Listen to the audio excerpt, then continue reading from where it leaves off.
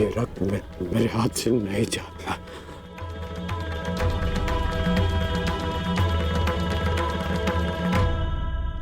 क्या ये सत्य है कि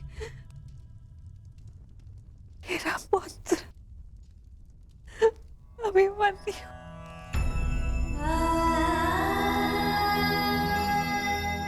क्या ये सत्य है? आज अभिमन्यु की मृत्यु नहीं हुई है, आज धर्म और करुणा की मृत्यु हुई है। नीति और चेतना ने मौन साधा है। आज इतिहास से ना अभिमन्यु की शौर्य गाथा कभी लुप्त होगी और ना ही कौरवों के माथे से इस पाप का कलंक जाएगा। अभिमन्यु का मृत्यु बाण हम सबके चरित्र को छलनी कर चुका है।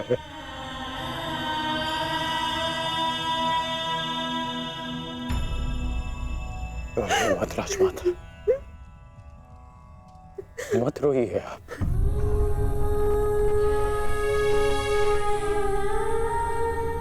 आपके अभिमन्यु के अंतिम समय में उसके मुख पर विजय की मुस्कान थी।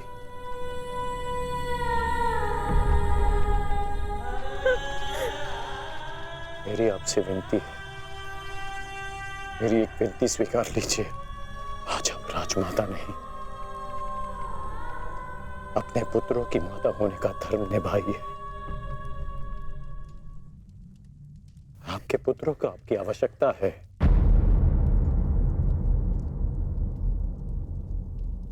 आप पांडवों का विलाप रोकिए और मैं अपने पाप का पश्चाताप करूंगा।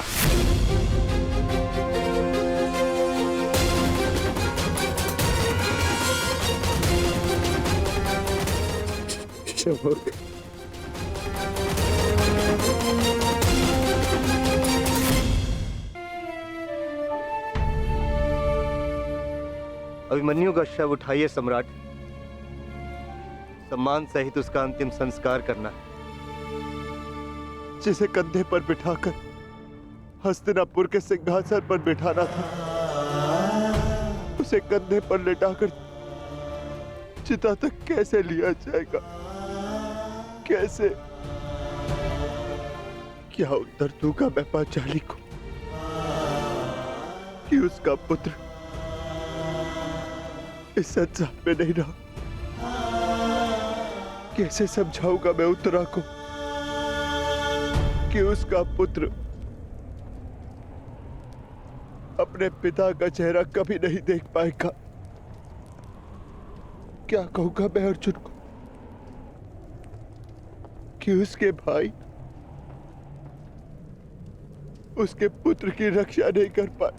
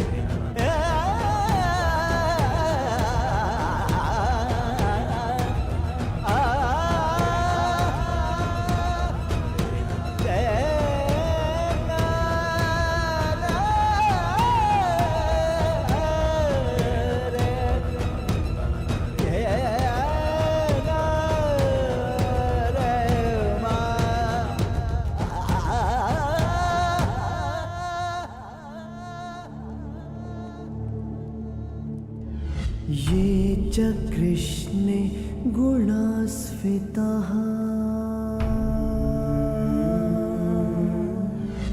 आपको विश्वास दिलाता हूँ पिताश्री कि युद्ध भूमि में आपकी कमी शत्रु को अनुभव नहीं होगी। जब आप सुशर्मा का नाश करेंगे तो आपके पुत्र के शौर्य की कीर्ति आपका स्वागत करेंगे।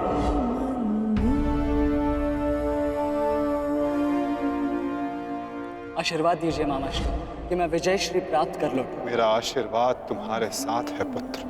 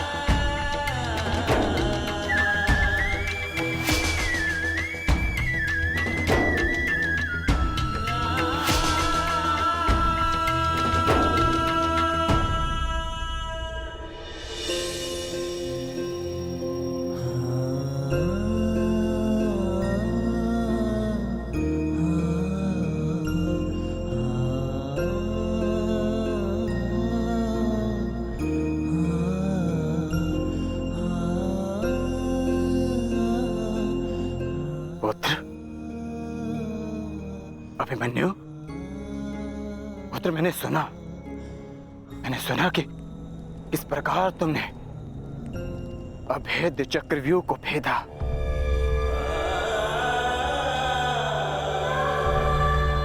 मैंने सुना कि इस प्रकार तुमने दुर्योधन के अहंकार को भेदा।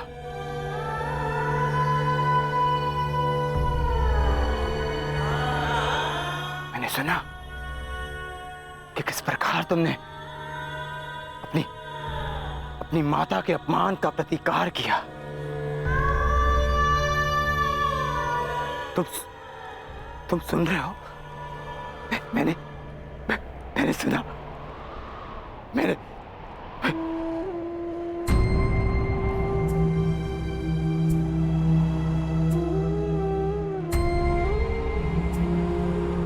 चक्रव्यूह को भेदने की कथा पूरी क्यों नहीं सुनाई?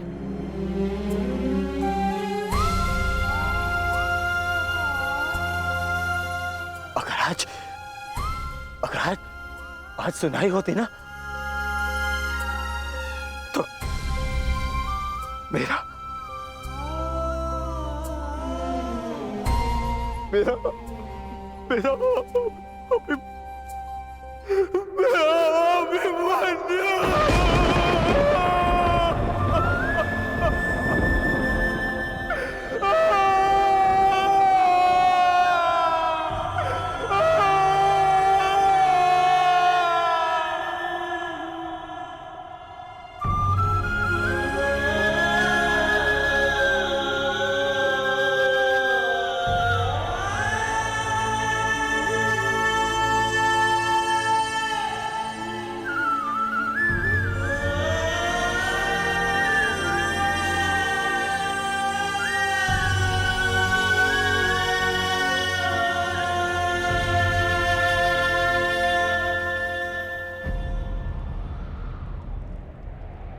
जब एक रोता हुआ पुत्र अपने पिता के समक्ष एक योद्धा बनकर प्रस्तुत होता है तो उसके पिता के लिए बड़े गर्व की बात होती है।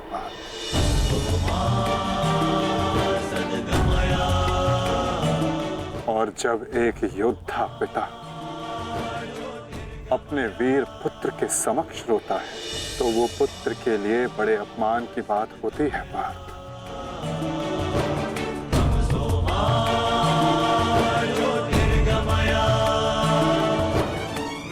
और मेरे भांजे अभिमन्यु का अपमान मत करो पार्थ। आज अभिमन्यु जो बन गया है वो कोई योद्धा नहीं बन पाता।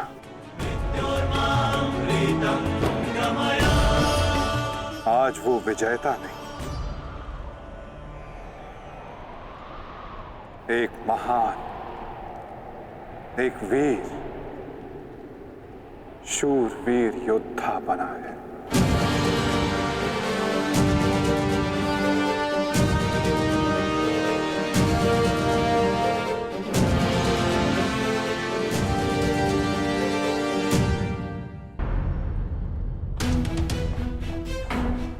इतना विलंब क्यों किया तुमने आने में? मैं कब से अपने पुत्र के समाचार की प्रतीक्षा कर रही हूँ। अब मौन क्यों खड़े हो, बताओगे भी? सारे योद्धा अब तक क्यों नहीं लौटे? कुछ बोलो।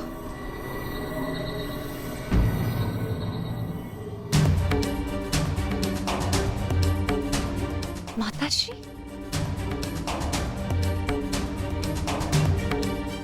प्रणिपात माताश्री। आप यहाँ?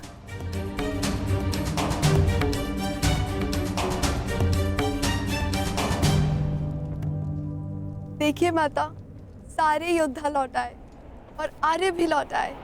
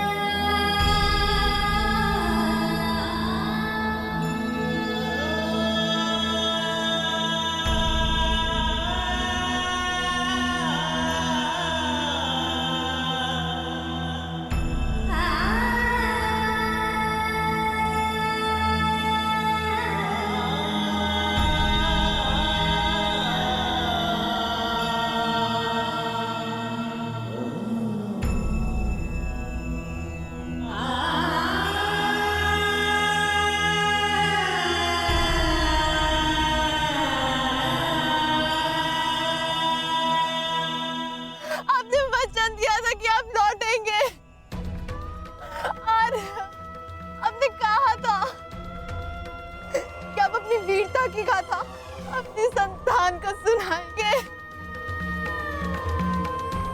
योद्धा कभी अपना वचन नहीं तोड़ते। हम अभिमन्यु को तो नहीं ला पाए उत्तरा, परंतु उसकी ओर से एक संदेश लाए हैं। उत्तरा से कहना कि उसके पास मेरी संतान को सुनाने के लिए एक महान कथा है।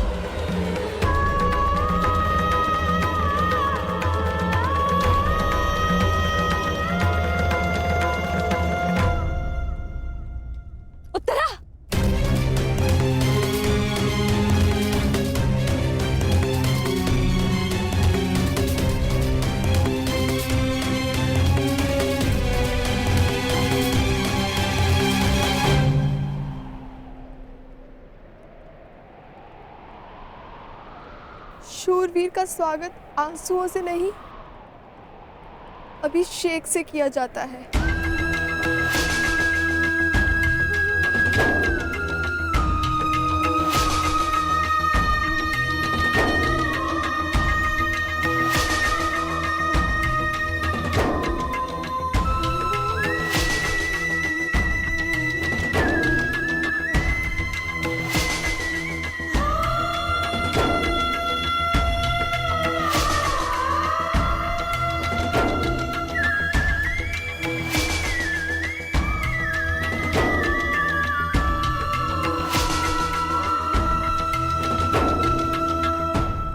यात्रा पे जा रहे हैं आर्य, यात्रा सुखद हो।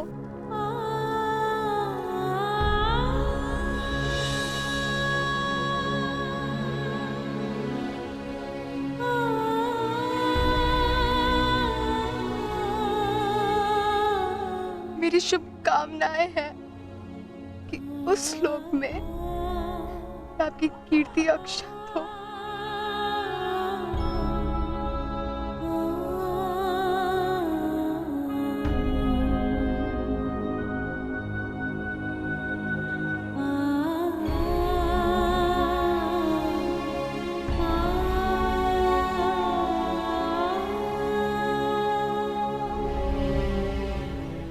इंद्र स्वयं आपकी आरती उतारे।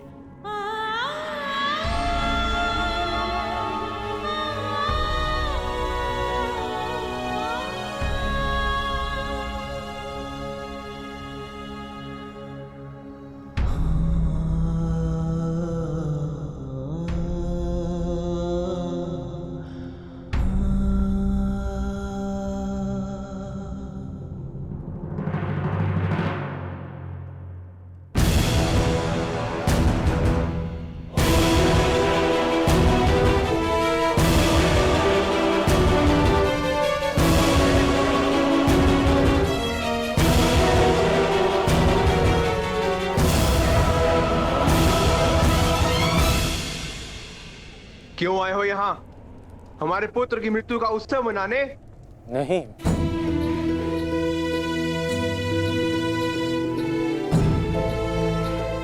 मैं एक वीर की वीर गति को श्रद्धांजलि देने आया हूं। एक पाप का पश्चाताप करने आया हूं मैं। पश्चाताप नहीं, प्रतिघात होगा। कौरवों ने नियम भंग करके सीमा तोड़ी है और अब मैं इस महायुद्ध में बनाए हुए सारे नियम त्यागता हूं।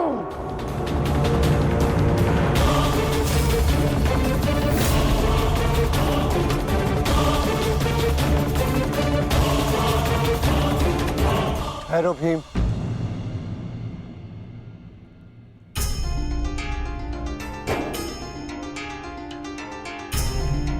ये मत भूलो कि हम पांडव हैं, कौरव नहीं।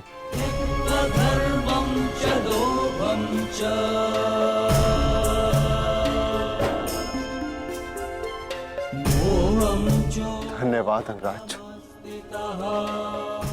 कि आपने हमारे पुत्र को पीड़ा से मुक्त किया, परंतु अब हमें सहानुभूति की आवश्यकता नहीं। मैं यहाँ सहानुभूति देने नहीं आया हूँ। मैं यहाँ एक महान पुण्य की अनुभूति लेने आया हूँ। अभिमन्यु जैसे शूरवीर की अर्थी को कांधा देने आया हूँ।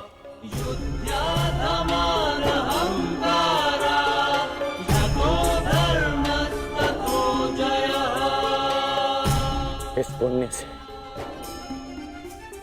मुझे विरक्त मत कीजिए धर्मराज। ये युद्ध है युधिष्ठिर, और युद्ध में स्थिर रहना तुम्हारा धर्म है, तुम्हारे नाम का अर्थ है। अंगराज ने भी इस युद्ध में अपने पुत्र को खोया है। वो यहाँ अपना दुख बांटने आए हैं, अपनी पीड़ा काटने आए हैं। अंगराज को आने दो युधिष्ठिर।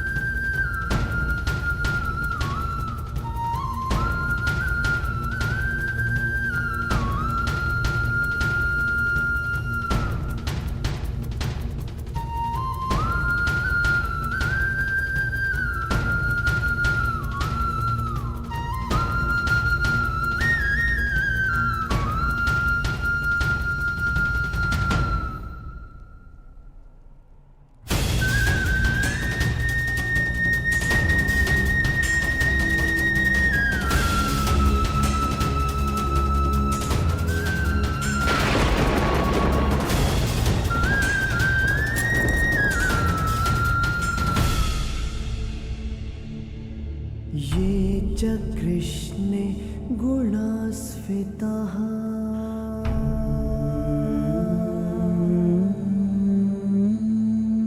पाण्डवेषु च ये गुणाः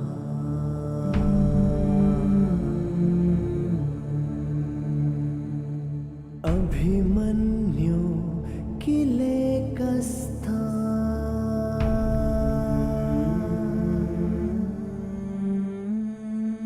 दृश्यन्ते गुणसञ्चयः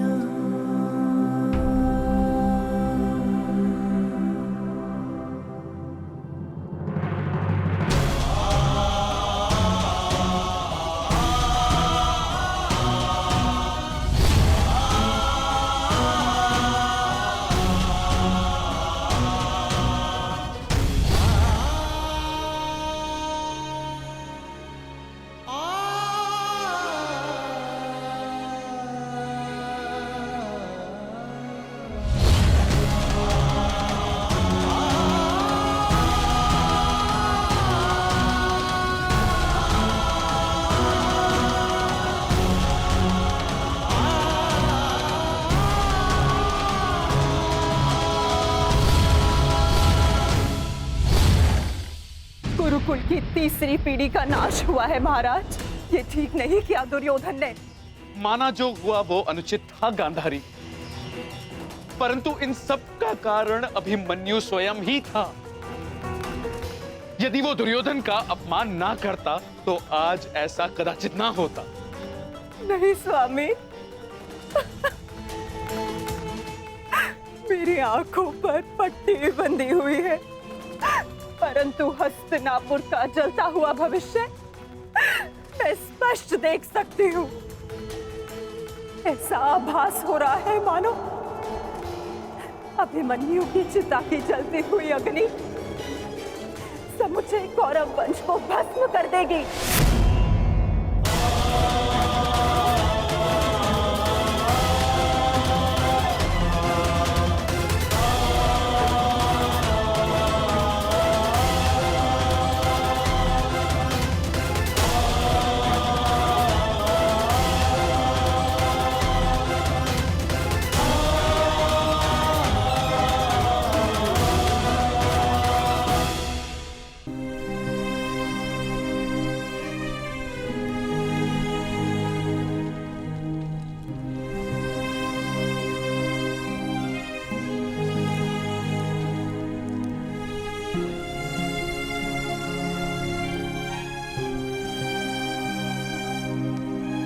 पार्थ,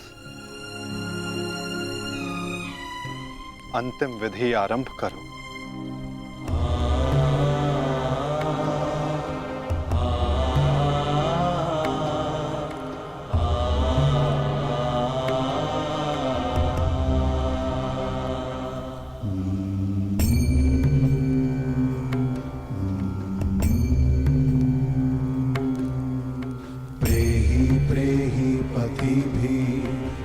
सारथी, कैसे लड़ा था मेरा पुत्र? उत्तर दो। ऐसे जैसे अंधकार से सूर्य लड़ता है और पूर्ण रूप से उनका अंत कर देता है। एक अद्भुत तेज था आपके वीर पुत्र में और उनका सारथी होना मेरे लिए गर्व की बात है।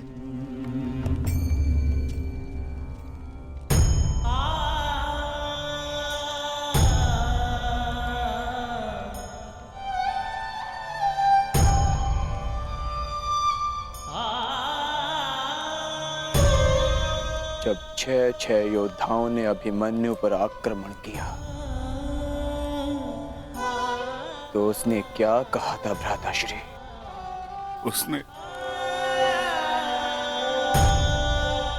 उसने कहा कि महान धनुर्धर अर्जुन के पुत्र और महानतम योद्धा वासुदेव कृष्ण के भांजे का स्वागत ऐसा ही होना चाहिए।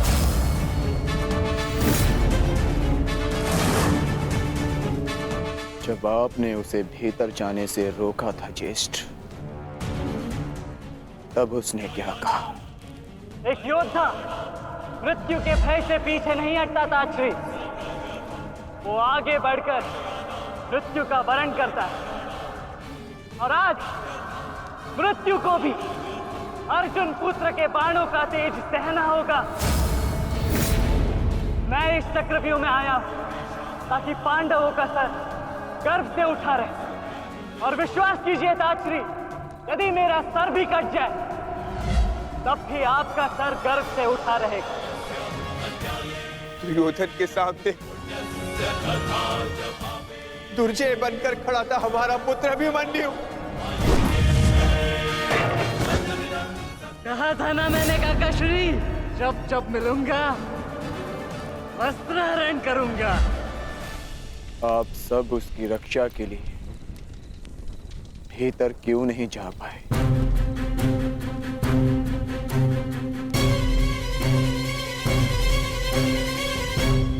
जयद्रथ के कारण, क्योंकि उसे वरदान था कि वो आज नहीं मरेगा। उसने हम में से किसी को अंदर भीतर नहीं जाने दिया। वही कारण अभिमन्यु की मृत्यु का।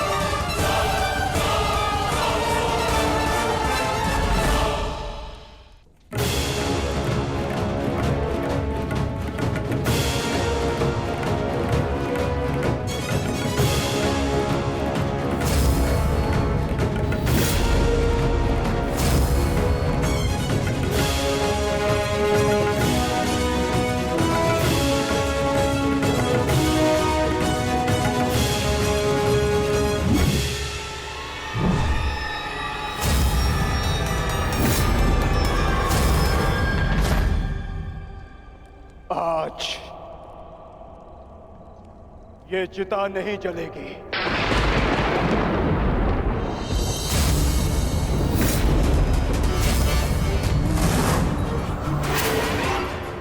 बल्कि कल 2 चिताएं जलेंगी। मैं कौन्ते अर्जुन अपने अभिमन्यु के अंश की सौगंध लेता हूं कि कल सूर्यास्त होने से पूर्व मैं जयद्रथ का वध करूंगा।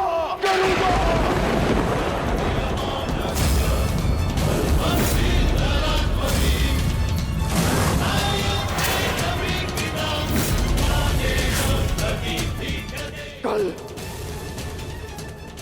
या तो जयद्रथ के साथ अभिमन्यु की चिता जलेगी, या फिर अभिमन्यु की चिता में उसके साथ मैं जीवित जलूंगा। मेरा प्राण अर्जुन का प्राण।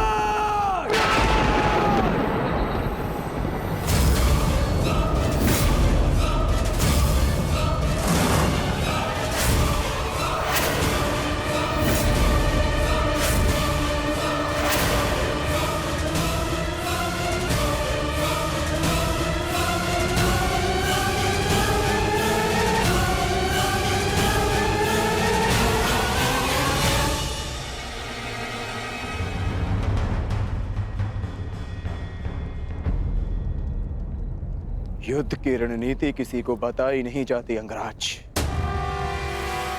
परंतु मैं बता रहा हूं। मेरी ओर से यह संदेश कौरवों तक पहुंचा देना। छिपा सकते हैं तो छिपा ले जयद्रथ को, क्योंकि कल मैं उसे पाताल से भी ढूंढ निकालूंगा और सूर्यास्त होने से पूर्व मैं उसका सर धड़ से अलग कर दूंगा। ये अर्जुन का प्रण है।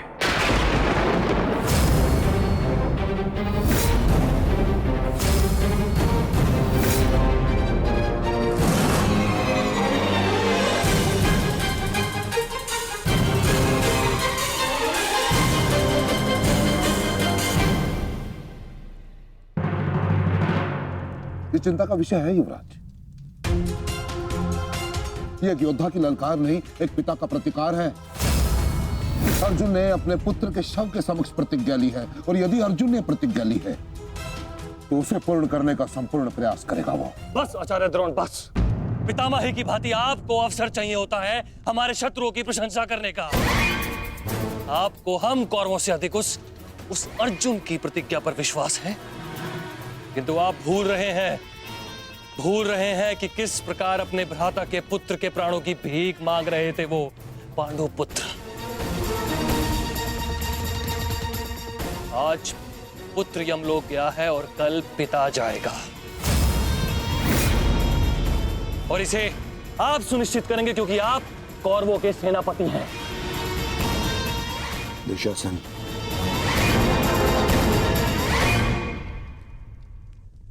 और कर्ण कहां है?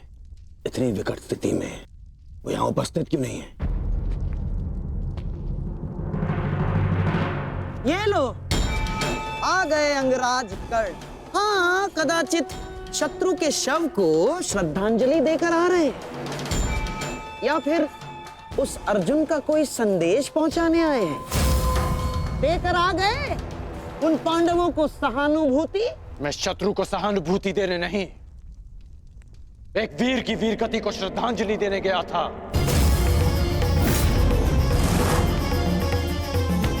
परंतु आपको समझाने का क्या लाभ? आपके लिए तो युद्ध भी एक चौसर का खेल है। खेल तो आप खेल रहे हैं मेरे भांजे के साथ। मामाश्री,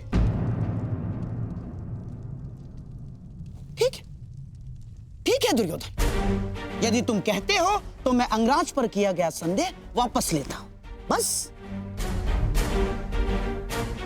परंतु ये निश्चित है कि कल यदि अर्जुन जयद्रथ का वध करने में सफल हो गया अंगराज, तो इस जयद्रथ के साथ साथ आपके स्वप्न की भी मृत्यु हो जाएगी। स्वयं को संसार का सर्वश्रेष्ठ धनुर्धर सिद्ध करने के लिए अंगराज आपको पुनः जन्म लेना होगा। विश्व के सर्वश्रेष्ठ योद्धा की उपाधि ना मुझे मिलेगी और ना ही अर्जुन को। वो सम्मान अभिमन्यु को जाता है। आपके छल के कारण मेरे पास केवल अनीतिकर योद्धा की उपाधि शेष है। जिस भांति अभिमन्यु को घेर कर मारा गया, ना वो युद्ध के नियमों के अनुकूल था और ना ही एक योद्धा की प्रतिष्ठा के। मैंने तुम्हारा साथ देने का वचन दिया था, अन्याय करने का नहीं। न्याय और अन्याय ये सब विजय का खेल है अंगराज कर्ण। जो जीता वो न्यायी और जो हारा वो अन्यायी, क्योंकि इतिहास जीतने वाले लिखते हैं, हारने वाले नहीं। यदि ऐसा है तो मुझे इस इतिहास में कोई स्थान नहीं चाहिए।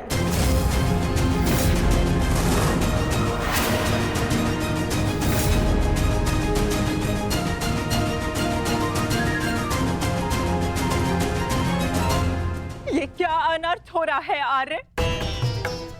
वो अर्जुन है, ना तो अर्जुन का बाण अपना लक्ष्य चूकता है और ना ही अर्जुन की प्रतिज्ञा अपना लक्ष्य चूकेगी। और यदि अर्जुन अपनी प्रतिज्ञा में सफल हो गया तो मेरी पुत्री को कल ये आभूषण त्याग कर श्वेत वस्त्र धारण करने पड़ेंगे आर्य। और मैं अपनी पुत्री की ये दशा देखने से पूर्व अपना जीवन त्यागना उचित समझूंगी आर्य। स्वयं को संभालो गांधारी। प्रतिज्ञा लेना और प्रतिज्ञा पूर्ण करना दोनों भिन्न बातें हैं। हमारे पक्ष में गुरु द्रोण है, कर्ण है, अश्वत्थामा है, पुत्र दुर्योधन स्वयं है। पर विश्वास करो गांधारी, हमारी पुत्री के सुहाग पर कोई आंच नहीं आएगी। कल मेरी बहन दुशाला के सुहाग की रक्षा करना ही हमारी कल की रणनीति होगी। कल हमें जयद्रथ को युद्ध क्षेत्र से दूर रखना है। ना रहेगा बांस, ना बजेगी बांसुरी। संध्या होने तक अर्जुन जयद्रथ को खोज नहीं पाएगा और फिर स्वयं ही आत्मदाह कर लेगा। तो फिर ये तेरा सभा समाप्त।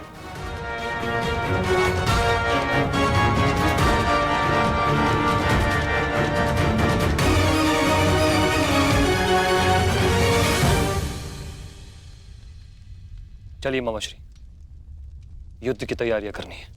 वही तो, युद्ध की तैयारियां तो करनी होंगी, क्योंकि तुम तो जानते ही हो हमारे पास न्यायप्रिय कर्ण है और उन पांडवों के साथ वो छलिया। वो कोई ना कोई मार्ग तो अवश्य ढूंढ लेगा जयद्रथ तक पहुंचने का। अर्जुन की इस प्रतिज्ञा की सूचना कौरवों तक पहुंच गई होगी और कौरव इस अवसर का लाभ अवश्य उठाएंगे, विशेषकर मामा शकुनी, जो मेरी प्रतिज्ञा को मेरे ही अंत के लिए योग करने का षड्यंत्र रच रहे होंगे। सुनो, ये गांधार का सबसे तीव्रगामी अश्व है और स्मरण रहे, ये संदेश अपने स्थान तक अपने समय से पहुंचाना अति आवश्यक है। यदि ये संदेश अपने समय से नहीं पहुंचा तो समय से पूर्व तुम अवश्य यमराज तक पहुंच जाओगे। समझ गए?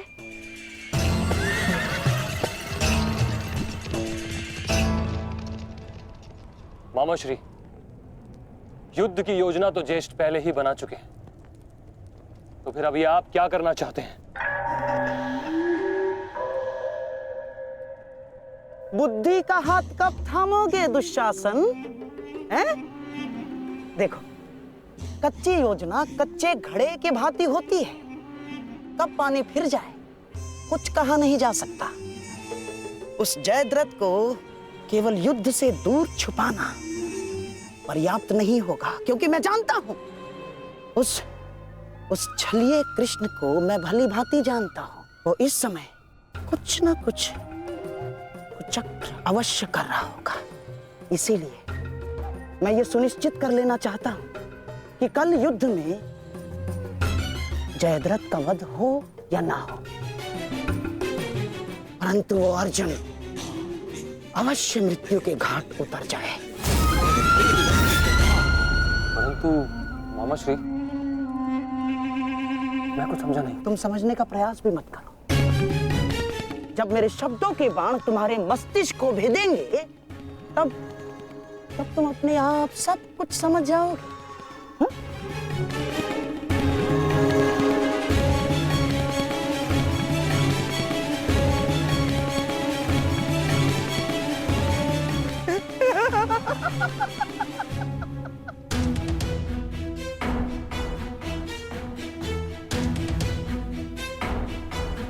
आप दोनों इस समय यहाँ?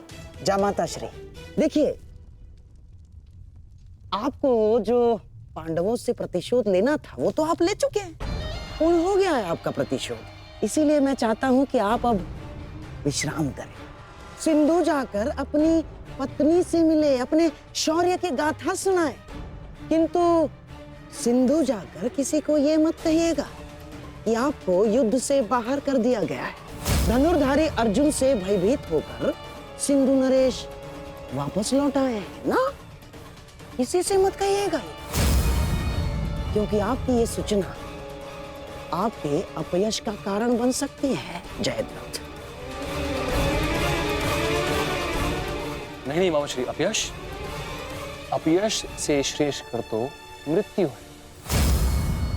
किसने कहा कि मैं सिंधु लौट रहा हूं? और आप ऐसे की बात कर रहे हैं? एक क्षत्रिय युद्ध भूमि से विजय पाकर घर लौटता है या फिर वीर गति पाकर? जानता हूँ जामाता श्री, परंतु एक क्षत्रिय तभी मर जाता है जिस दिन उसका यश मर जाए। परंतु आपका दुर्भाग्य है जामाता श्री, ना आप विजय श्री देख पाएंगे और ना ही वीर गति का स्वाद चख पाएंगे, क्योंकि आप यहाँ रुकेंगे तो निस्संदेह अर्जुन का सामना तो कर ही नहीं पाएंगे। कौन कहता है कि मैं उस अर्जुन से भयभीत हूं? नहीं डरता मैं अर्जुन से। स्नान करने का समय हो गया है, सब तैयार है? नहीं दुर्योधन, मैं कहीं नहीं जाऊंगा। अर्जुन से भयभीत होकर मैं अपने यश का त्याग नहीं कर सकता हूं। एक क्षत्रिय तभी मर जाता है जब उसका यश मर जाता है। मैं ये युद्ध भूमि छोड़कर नहीं जाऊंगा।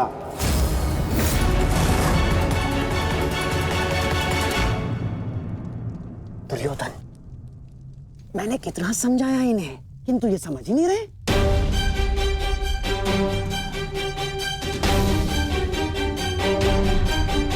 समझने का प्रयास करो जयद्रथ।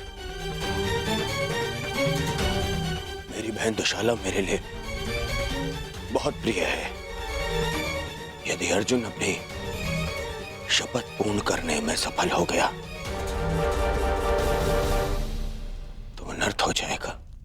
उसका उपाय मैंने कर लिया है दुर्योधन।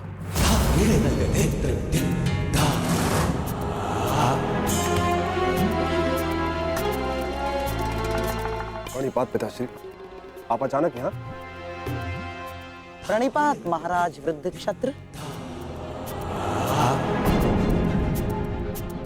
जामाता श्री, आपके पिताश्री को मैंने ही निमंत्रित किया है। वर्षों से तप संचित किया है इन्होंने, और मनुष्य का संचित किया हुआ तप हो या धन, आता तो संतान के काम ही है। मेरे वर्षों की तपस्या से मुझे ये शक्ति मिली। जब तक मैं संकल्प लेकर अग्निहोत्र करूंगा, तब तक जिसके भी हाथों से मेरे पुत्र का सर धरा पर गिरेगा, स्वयं उसके सर के भी 100 टुकड़े होकर गिर जाएंगे।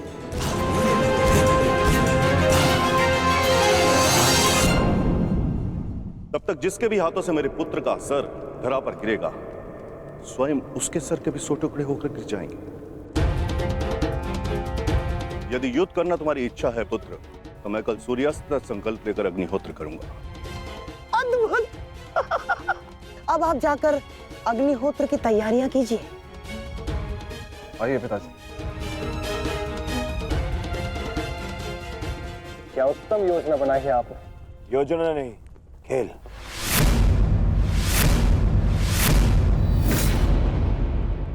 अब क्या नया खेल खेला है आपने?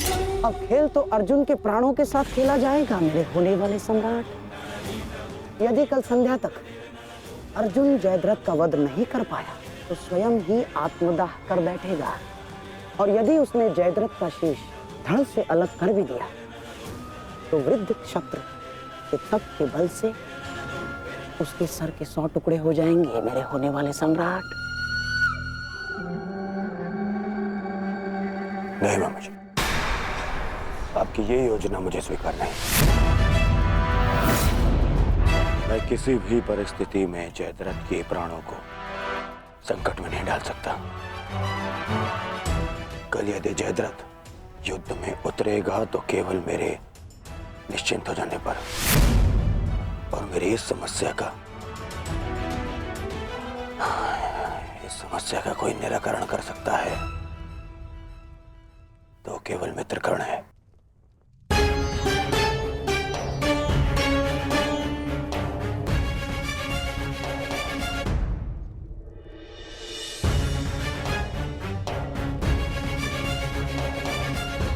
मित्र,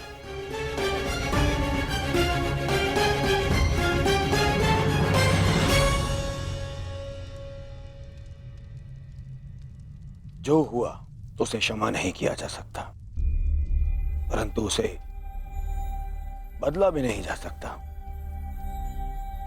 कभी कभी युद्ध में योद्धा अपनी भावनाओं में बह जाता है, परंतु मैं क्षमा प्रार्थी नहीं हूं।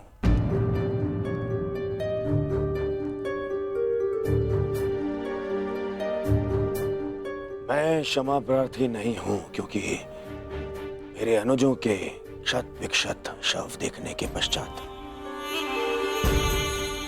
मेरे मन में केवल उनकी चीखें हैं, उनका क्रंदन है। शत्रु के लिए दया नहीं। मैं क्षमा प्रार्थी नहीं हूं। मैं क्षमा प्रार्थी नहीं हूं क्योंकि भाग्य ने उस क्षण के लिए मुझसे क्षमा नहीं मांगी जब उसने मेरे पिता को अंधा कर देने की नियति बना दी। मैं क्षमा प्रार्थी नहीं हूं क्योंकि उस द्रौपदी की कुटिल हंसी आज भी मेरे कानों में सुनाई देती है। मैं क्षमा प्रार्थी नहीं हूं क्योंकि उसने मुझे अंधे का पुत्र अंधा कहने के पश्चात भी मुझसे क्षमा नहीं मांगी। मैं क्षमा प्रार्थी नहीं हूं।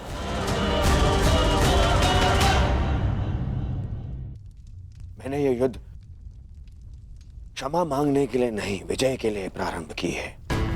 और हर युद्ध में शत्रु मित्र अपना कुछ ना कुछ होता ही है। मित्र, मैं अपने आप को निरपराध सिद्ध करने के लिए नहीं आया हूं। नहीं, मैं बस इतना कहने आया हूं कि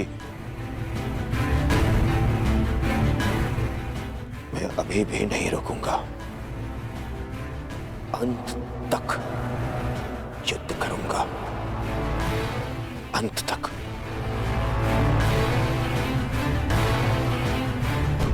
और मेरी कामना है मेरा परम मित्र इस युद्ध में मेरा साथ दे।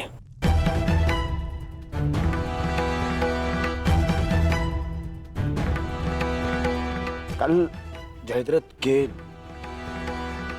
प्राण दांव पे है मित्र। दुशाला केवल मुझे ही नहीं, तुम्हें भी अपना ज्येष्ठ मानती है। कल अपनी बहन का ऋण चुकाने का समय है मित्र, और आशा करता हूं कि तुम मेरे साथ आओ। हाँ, यदि तुम कल युद्ध क्षेत्र में ना उतरना चाहो तो मुझे तुम्हारा यह निर्णय स्वीकार होगा, और इस बात से मुझे शोभ नहीं होगा। मुझे शोभ उस क्षण का होगा जब मैं तुम्हारा मित्र नहीं रहूंगा।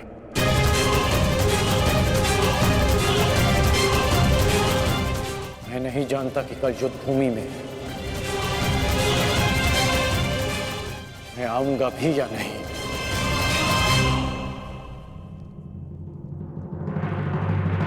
मैं फिर भी तुम्हारी प्रतीक्षा करूंगा।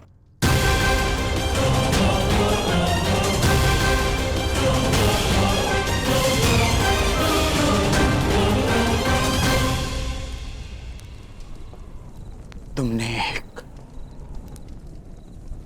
पुत्र के धर्म का पालन किया, किंतु मैं एक पिता के धर्म होने का पालन ना कर सका। पुत्र, तुम मेरे मान की रक्षा के लिए चक्रव्यूह में प्रवेश कर गए, पर मैं अपने पुत्र के प्राण की रक्षा के लिए उपस्थित नहीं था।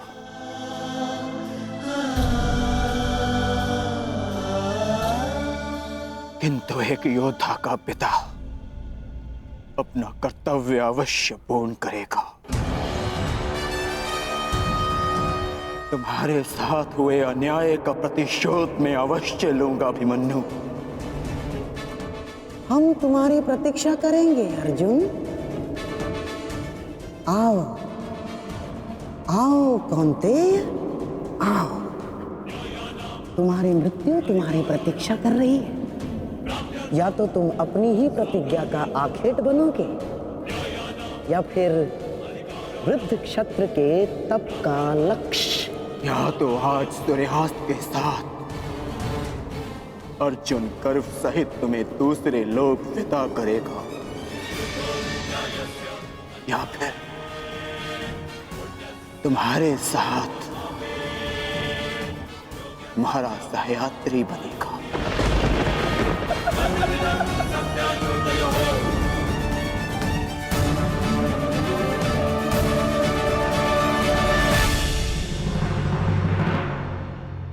के वध के लिए नहीं, हमारी प्रतिष्ठा के सम्मान के लिए है पिताश्री। कौरव सेना के प्रमुख सेनापति, वचन दीजिए पिताश्री कि आज आप अर्जुन की चुनौतियों का मुंह तोड़ उत्तर देंगे और युवराज दुर्योधन की सारी आशाओं पर खरे उतरेंगे। वचन देता हूं मैं कि मैं संपूर्ण रूप से प्रयत्न करूंगा, परंतु स्मरण रहे, आज के युद्ध में अर्जुन केवल एक महारथी, एक योद्धा बनकर नहीं उतरने वाला है। उसके हृदय में अपने पुत्र की हत्या का प्रतिशोध होगा।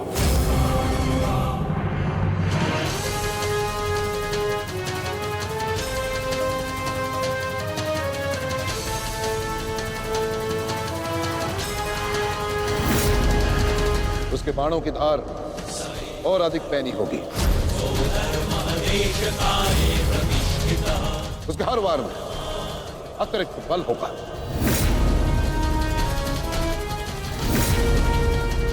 युद्ध का आज का दिन निर्णायक होगा।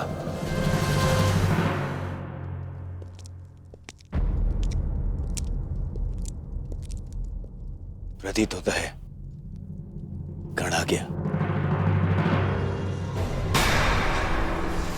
इतने सब कुछ हो जाने के पश्चात भी ये मूर्ख दुर्योधन उस गण की प्रतीक्षा क्यों करता रहता है, समझ में नहीं आता।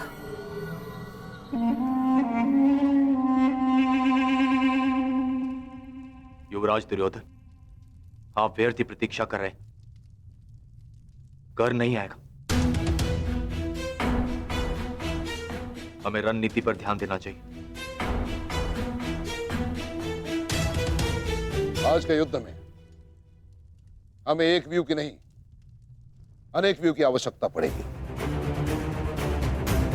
अर्जुन को सर्वप्रथम सामना करना पड़ेगा शक्त व्यू का।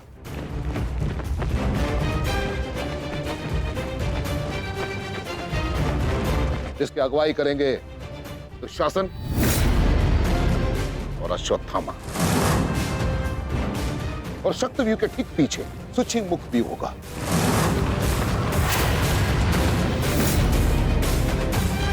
जो सुई के नोक की भांति शत्रु पर तीखा प्रहार करेगा। इसकी सुरक्षा के लिए मैं स्वयं उपस्थित रहूंगा।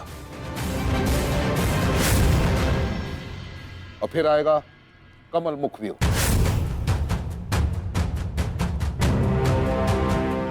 और कमल व्यू के मध्य होंगे जयद्रथ, और वहां युवराज सक्षम धनुर्धरियों के साथ उपस्थित होंगे। तो जिनकी सहायता करेंगे महाराज शैल्य। युद्ध का 14वां दिन।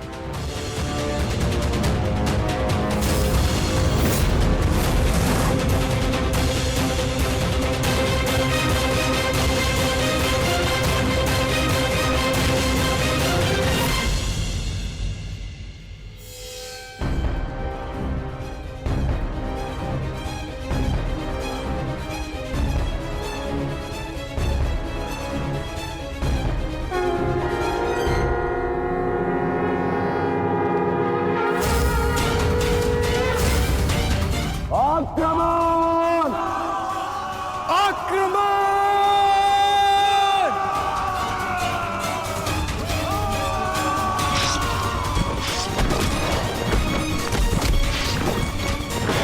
प्रतीत होता है कि आचार्य द्रोण ने एक जटिल व्यू की रचना की है,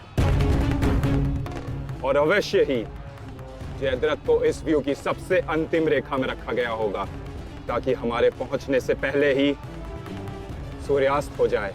आज मुझे जयद्रथ तक पहुंचने से कोई नहीं रोक सकता। चलिए माता।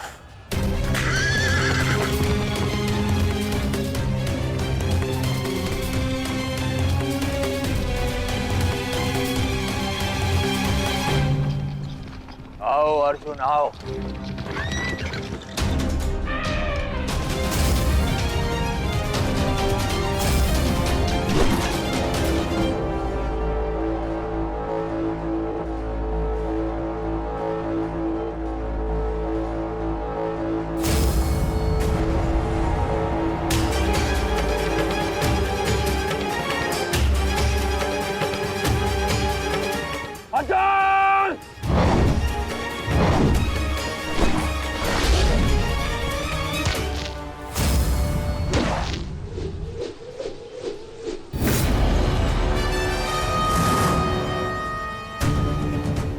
आज अर्जुन के मार्ग में आने की भूल मत करना अश्वत्थामा, क्योंकि आज हम युद्ध के लिए नहीं,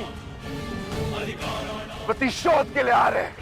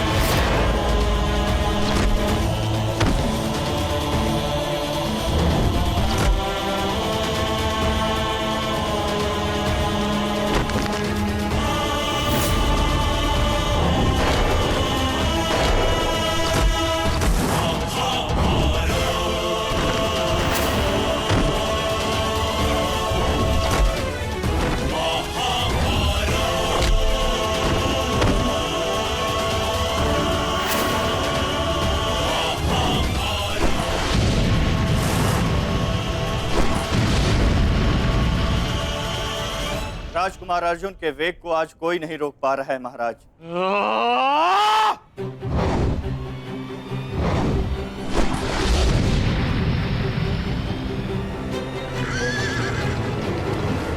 सतर्क रहो पार्थ, सूची मुख के भीतर हम प्रवेश करने वाले हैं।